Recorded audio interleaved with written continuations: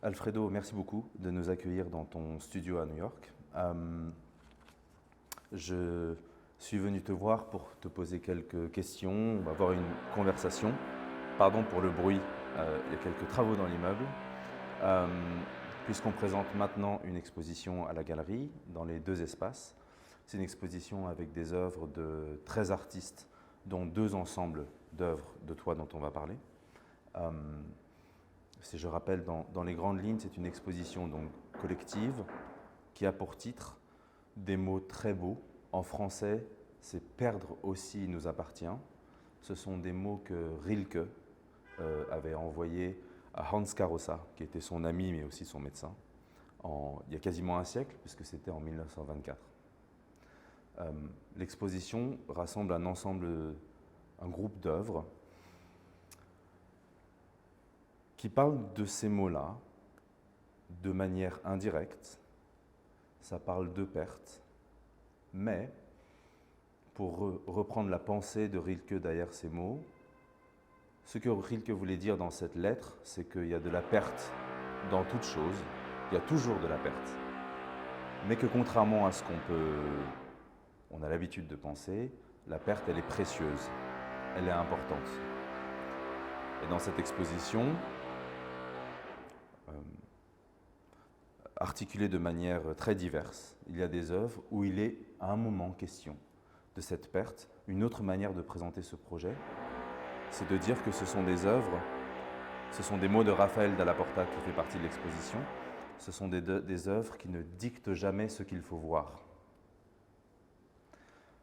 Alors, j'ai rappelé le contexte de cette exposition, parce que je sais que pour toi, le contexte est toujours très important. Tu rappelles toujours que tu es à la fois artiste, architecte et réalisateur de films, et que donc en tant qu'architecte, c'est même ta manière de procéder dans beaucoup de projets, le contexte est fondamental. Alors de tes œuvres, on présente dans les deux espaces, disons 2 ensembles d'œuvres. Alors le premier, c'est un travail historique qui date de 1995, qui s'appelle Real Pictures, qui est un travail très connu, qui a été commenté par de nombreux penseurs. Il y a des textes de Jacques Rancière, de Georges-Didier Huberman. Il y a tout un extrait dans le très bel entretien que tu as fait avec Clément Chéroux il y a quelques années aussi. C'est un travail qui a été beaucoup commenté. Alors, ma première question, elle est sur le titre. Je parle du titre puisque, à l'époque, ces travaux avaient presque créé une polémique. En gros, il y avait deux choses qu'on pouvait opposer. Soit c'était que ces travaux, qui consistent en des boîtes noires d'archives dans lesquelles sont présentes, enfermées, des photographies que tu as réalisées au Rwanda dans les semaines qui ont suivi le génocide en 1994. Les boîtes sont fermées, n'ont pas pour vocation à être ouvertes dans l'espace, et dessus il y a un texte qui d'abord rappelle le contexte, le lieu, la date, une description de la photographie, et puis le contexte plus général, ce qu'on pourrait appeler le hors-champ de la photographie, la raison pour laquelle même la photographie existe, la raison pour laquelle toi tu as fait cette photographie. Et puis tout ce qu'on ne peut pas savoir, comprendre en ne regardant que la photographie. À l'époque, on avait plutôt posé 2 choses. Un, une critique qui consistait à dire que ces travaux parlaient de l'impossibilité de représenter l'horreur des conflits. Et puis, le conflit des génocides, évidemment le génocide du Rwanda. Et puis l'autre, c'était une critique sur la surconsommation des images, sur le fait qu'on surconsommait les images. Et en fait, ces 2 critiques, Jacques Rancière a écrit là-dessus, étaient opposées, et à la fois, ces personnes semblent avoir juste oublié une chose fondamentale, qui est le titre de l'œuvre. Parce que le titre est très beau, et c'est Real Pictures. Et d'une certaine manière, Real Pictures va à l'encontre même de ces 2 critiques qui peuvent être faites. Alors c'était il y a quasiment 30 ans. Pourquoi est-ce que tu avais choisi ce titre-là? Qu'est-ce que ça signifiait pour toi?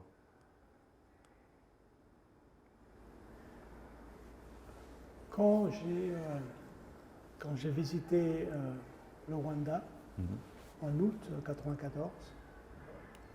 Et j'ai pris 3500 photographes.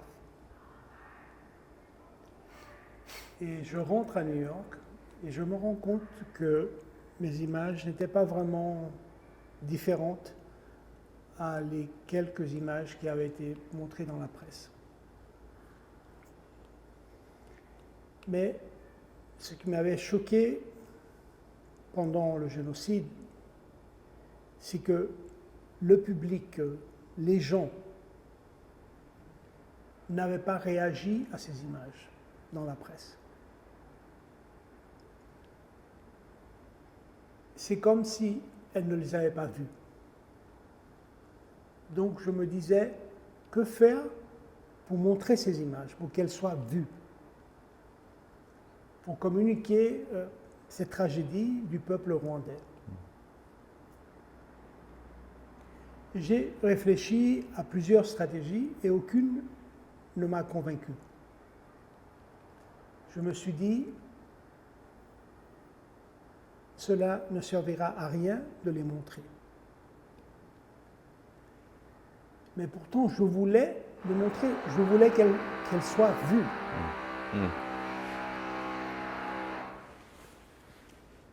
Mais comme il y avait eu ce précédent dans la presse qui n'avait pas été vu, et mon champ d'action comme artiste dans le monde de l'art est plutôt limité par rapport à la presse, je me suis dit, je vais faire une stratégie contraire.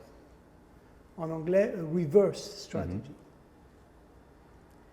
Et je me suis dit, je vais leur dire, écoutez, je vais cacher ces images que vous n'avez pas voulu voir dans la presse, et peut-être que maintenant, vous allez mieux les voir.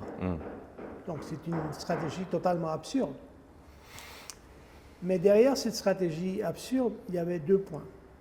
D'un côté, c'était obliger aux gens de se promener dans cet espace où il y avait ces monuments avec ces boîtes et de lire ces textes.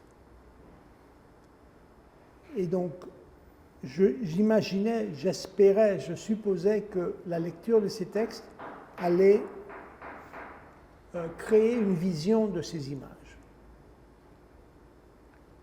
Donc, comme si ça n'a servi à rien de les montrer dans la presse, maintenant je ne les montrais pas, mais je leur donnais un texte à lire. De notre côté,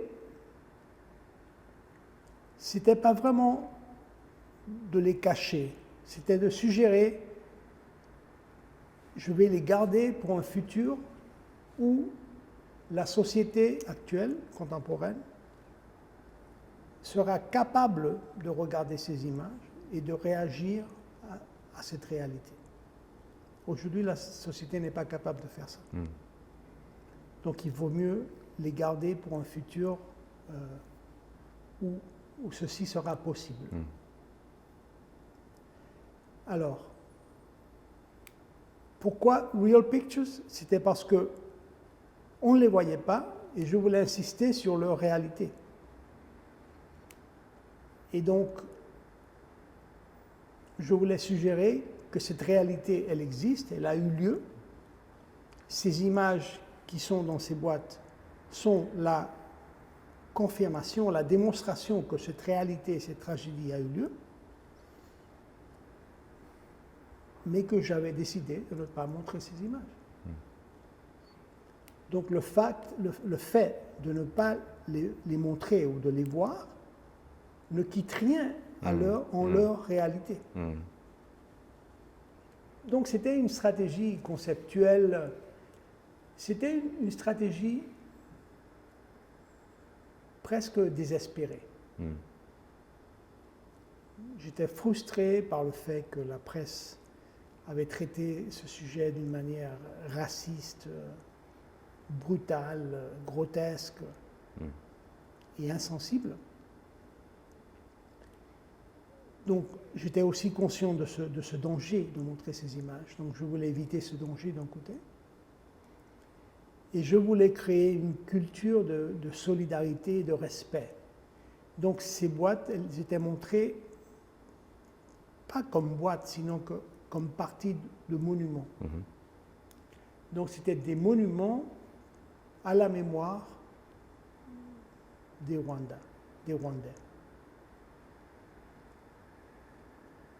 Voilà l'opération que j'ai faite à ce moment-là. Donc elle est née du désespoir, de la frustration, de la peine et de vouloir communiquer au peuple rwandais que oui, qu'il y avait certaines personnes dans le monde extérieur au Rwanda qui voulaient exprimer sa solidarité et qui voulaient exprimer la douleur et de créer une espèce de, comment on dit en anglais, c'est healing, de guérison. De guérison. Ce qui est pratiquement impossible. Mais voilà, c'était un projet utopique dans ce sens-là, qui est né dans une situation désespérée. C'était une expression que tu emploies souvent pour parler de ce projet et en fait de tous les autres projets qui vont constituer dans les années qui suivent le projet Rwanda, le Rwanda Project que tu as réalisé, qui aujourd'hui comporte 25 chapitres. Tu parles d'exercice de représentation et tu dis que chaque chapitre de ce projet est un exercice de représentation et que tu avais même toi décidé, après des longs mois de réflexion au retour du Rwanda, avec entre autres toutes ces photographies, toutes ces archives à ta disposition que tu avais réalisées, que tu avais mis en place comme un architecte, un programme. Alors je crois qu'à l'époque c'était 16 étapes, donc avant même de commencer, qui sont 16 exercices de représentation de la souffrance, représentation de la violence extrême. Et donc ce sont 16 stratégies différentes que tu as adoptées. Voilà. Et le Real Pictures est probablement un de tes projets les plus commentés, un des projets qui a donné lieu à une plus grande littérature. Il y avait quelque chose de fondateur pour toi dans ce projet. On était en 95. Si je pense à d'autres projets que tu as réalisés après, par exemple Searching for Africa in Life, la stratégie de représentation, c'est-à-dire l'exercice de représentation ou l'absence de représentation de l'Afrique dans les couvertures, les 2128 couvertures de Life Magazine, c'est une stratégie inverse. L'inverse de Real Pictures est à la fois le résultat elle-même, qui est que la chose ne devient pas visible, mais tu rends l'absence visible. Effectivement. L'expérience au Rwanda m'a changé la vie personnellement et professionnellement. J'ai toujours dit qu'il y a un avant le Rwanda et un après le Rwanda. Donc, avant le Rwanda, j'utilisais les images d'une manière assez irresponsable, sans me rendre compte vraiment ce que je faisais. Mais avec le Rwanda, je crois que j'ai gagné une certaine maturité. J'ai commencé à penser beaucoup plus ce que j'appelle maintenant la politique des images. Et la décision de montrer une image après le Rwanda, c'est une décision beaucoup plus difficile, qui répond à beaucoup de réflexions et qui parfois, je décide de ne pas montrer les images. Donc, ça a été un tournant dans mon travail, définitivement. Pas seulement Real Pictures, mais l'expérience totale du Rwanda.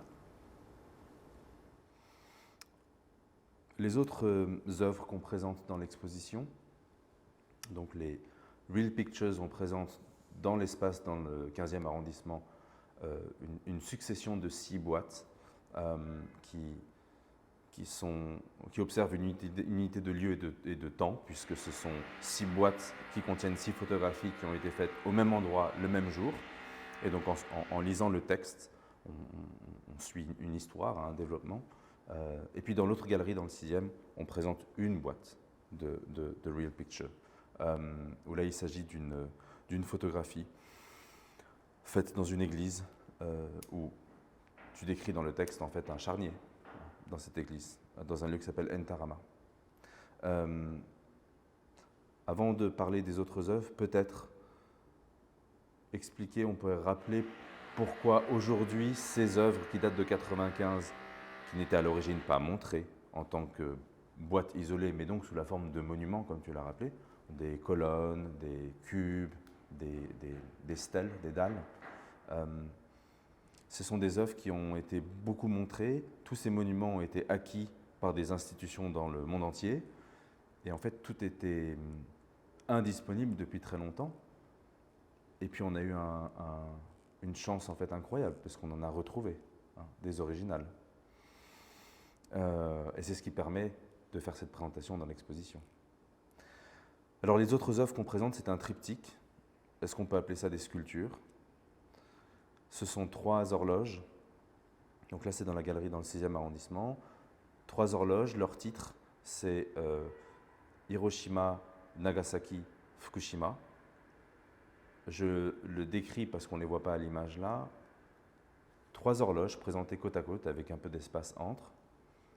Ce sont des horloges, une esthétique fonctionnelle, bureaucratique presque. Les 3 horloges, ce sont des œuvres qui nécessitent, en fait ce sont des œuvres qui parlent du temps, puisque ce sont 3 horloges, mais qui nécessitent du temps.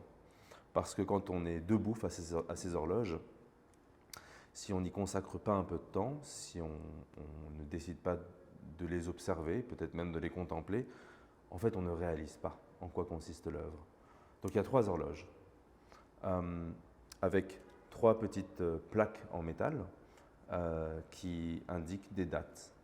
Alors la première horloge indique le 6 août 1945, et puis on voit que l'horloge indique 8h15. Et la deuxième horloge indique le 9 août 1945, et elle indique 11h02. Et la troisième horloge, c'est le 11 mars 2011, et elle indique 2h46. Alors là, quand on passe devant, on voit ces 3 horloges, on peut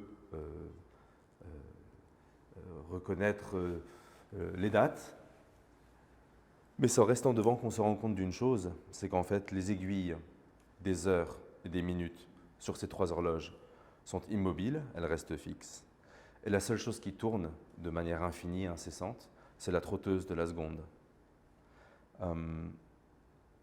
Donc les 3 dates et les 3 heures font référence à l'impact de la bombe de Hiroshima à 8h15, le 6 août 1945. Quand je présente ou à la galerie, on présente ces œuvres à des visiteurs. Parfois, on rajoute qu'à 8h15, le 6 août 1945, dans un claquement de doigts, il y a eu, selon les estimations, 80 000 morts, 80 000 vies qui se sont évaporées. Le 9 août 1945, à 11h02, pareil, dans un claquement de doigts, 60 ou 80 000 vies.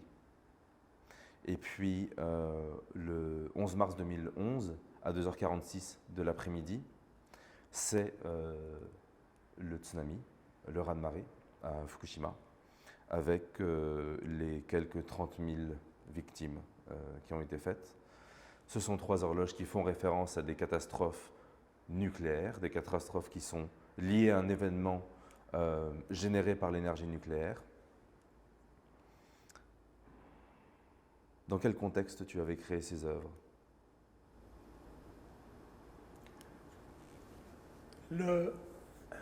Ce qui a eu lieu à Hiroshima et ensuite à Nagasaki n'a pas d'équivalent dans l'histoire du monde. Et la violence, la cruauté, cruauté, le diabolisme de ce geste, de cette arme nucléaire m'a toujours choqué. Et je pensais que vraiment notre humanité comme être humain avait changé à ce moment, d'une manière absolument radicale, et que nous avons perdu le sens de la vie, le sens de l'existence, et que nous étions dans un espace,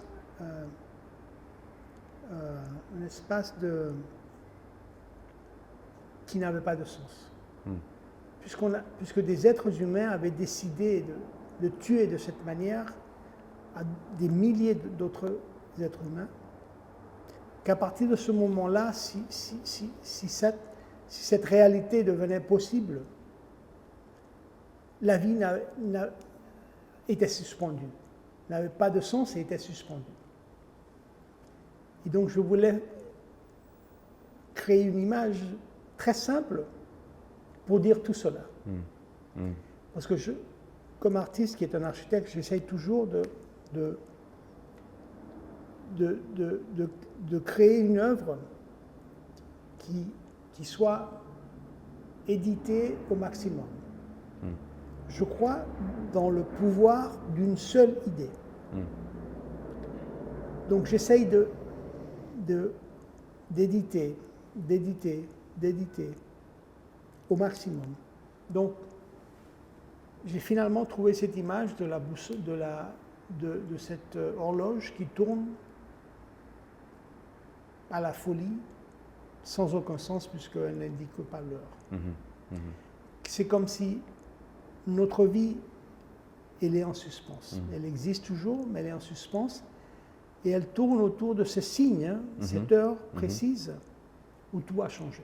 Donc ce n'est pas seulement pour les victimes de Hiroshima, ni pour le Japon, sinon que pour le monde entier, qu'on est en suspens. Et aujourd'hui, on a la preuve. C'est-à-dire, on parle de guerre nucléaire comme si ce n'était absolument rien. J'ai des coupures de presse aujourd'hui dans les journaux américains avec des gens qui suggèrent qu'il faut utiliser les armes nucléaires dans la guerre entre la Russie et l'Ukraine. C'est la folie totale. Mais tout ça, c'est devenu possible grâce à cette folie qui a eu lieu à Hiroshima d'abord et ensuite à Nagasaki. Le cas de Fukushima, c'est presque... C'est un cas, c'est une variation, disons, du thème. Le plus grave, c'est ce qui a eu lieu à Hiroshima et Nagasaki. Même si c'est une variation, on a l'impression qu'on n'a retenu aucune leçon. Oui, absolument, c'est ça le problème. C'est pour ça que Fukushima a eu lieu. Donc je les ai mis dans la même catégorie. Il me semble qu'on parlait tout à l'heure, avec Real Pictures, d'exercice de représentation. Quand on parle d'accident nucléaire et quand on parle du bombardement de Hiroshima, de Nagasaki, il y a une sorte d'iconographie publique commune. Tout le monde a en tête des images alors ça va dépendre chacun de sa vie, mais d'un champignon nucléaire, d'un nuage, peut-être d'un incendie effroyable. Et souvent, quand on essaye de représenter ces événements, ces catastrophes, presque une vision de l'enfer, on présente des images. Et puis, avant l'exposition, on a eu l'opportunité, la chance de montrer d'abord ces 3 horloges sur notre stand à Paris Photo, à la foire, en novembre dernier. Et on a fait l'expérience d'un public nombreux,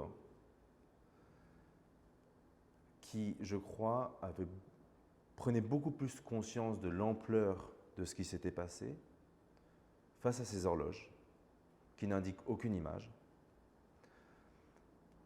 Je crois beaucoup plus que s'ils avaient vu juste des images qui auraient pu être faites sur le moment ou un peu après, où on connaît les quelques images qui ont été faites depuis les avions américains, de reconnaissance.